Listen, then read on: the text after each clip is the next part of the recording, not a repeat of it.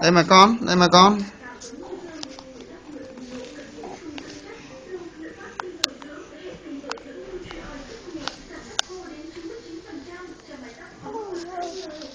Đây mà Đình Phong, đây mà Đình Phong.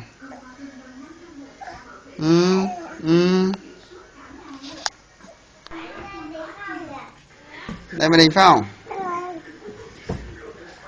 Đây. Đây đây. Ừ. Đây mà con, đây mà con. Đây đây đây. Đây. Đây.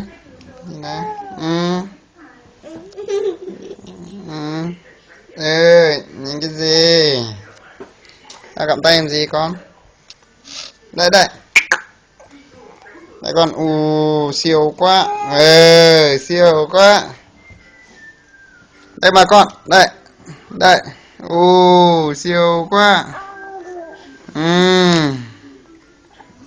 Siêu quá.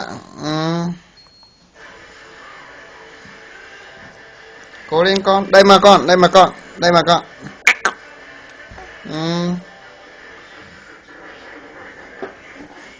Đây mà con. Đây đây đây.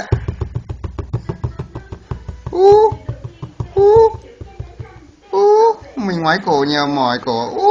Đây mà con. Tối quá. Đây mà con.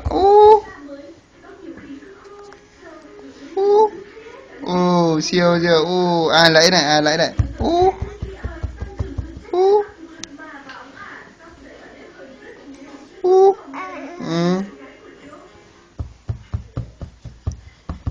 Đây mà con. Siêu quá. Anh Phong siêu quá.